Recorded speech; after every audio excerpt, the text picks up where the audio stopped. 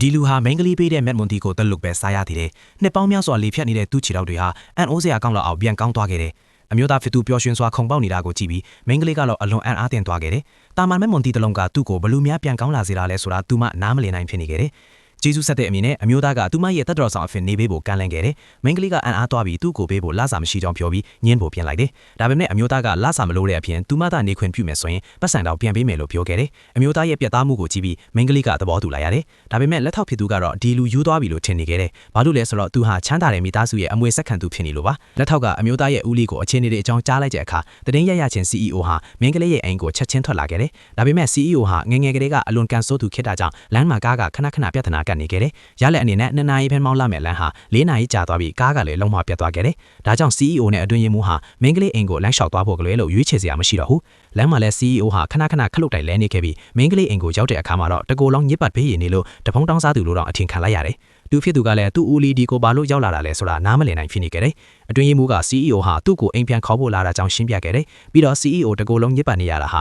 လမ်းမှာခဏလဲကြခဲ့ုံတည်းမကပဲခွေးတွေရဲ့လိုက်ကိုက်ခြင်းကိုလည်းခံခဲ့ရလို့ဖြစ်ပါတယ်။ဦးလေးဖြစ်သူရဲ့ကန်ဆိုးပုံကိုကြားရတဲ့အခါသူဖြစ်သူကသူ့ရဲ့ကန်ဆိုးမှုချိန်စားကိုဖိဖောက်မဲ့နီးလိုင်းကိုရှာတွေ့ပြီးလို့ပြောခဲ့တယ်။အဲ့ဒါကတော့မင်္ဂလိရဲ့3 မီတာအကွာအဝေးအတွင်းမှာနေမယ်ဆိုရင်အဲ့ဒီချိန်စားကအလုံးမလုံးတော့တာပဲဖြစ်ပါတယ်။ CEO ဟာမျောလင်းချက်အသည့်နဲ့မင်္ဂလိကိုကြည့်လိုက်တယ်။မင်္ဂလိကအမျိုးသားပြောတာကိုမယုံပေးမဲ့လဲစိတ်ကောင်းရှိစွာနဲ့ CEO ကိုလက်ခံလိုက်။နောက်တနေ့မှာတော့မင်္ဂလိက CEO ကိုအိမ်မှာနေမယ်ဆိုရင်အိမ်မှုကိစ္စတွေကူလုပ်ပေးရမယ်လို့ပြောပြီးအမိုက်သွားပိတ်ခိုင်းလိုက်တယ်။ဒါပေမဲ့3 မီတာအကွာအဝေးကိုကျော်လိုက်တာနဲ့ CEO ဟာခြေခောက်လဲပြီးဒဏ်ရာရသွားခဲ့တယ်။မင်္ဂလိကသူ့ကိုကူညီဖို့ပြေးသွားတဲ့အခါမှာပဲအဲ့ဒီချိန်စားဟာတကယ်ဖြစ်နေမှန်းသူမှယုံကြည်သွားခဲ့တယ်။အဲ့ဒီနောက်မှာတော့မင်္ဂလိကသူတို့နှစ်ယောက်ကိုဂေါ်ဘီထုတ်ရောင်းဖို့ဈေးကိုခေါ်သွားခဲ့တယ်။ဒါပေမဲ့အမျိုးသားကသူမရဲ့ဂေါ်ဘီထုတ်တွေဟာဈေးပေါ်လုံးလို့ကူးတာနိုင်တဲ့အစွမ်းတတိရှိတယ်လို့ပြောတယ်။တကယ်တော့မင်္ဂလိဟာအန်အောစွမ်းရည်နဲ့မွေးဖွားလာသူဖြစ်ပြီးသူမစိုက်တဲ့ညအရာတိုင်းဟာအန်အောစွမ်းရည်ရရှိလာတာဖြစ်ပါတယ်။ဒါပေမဲ့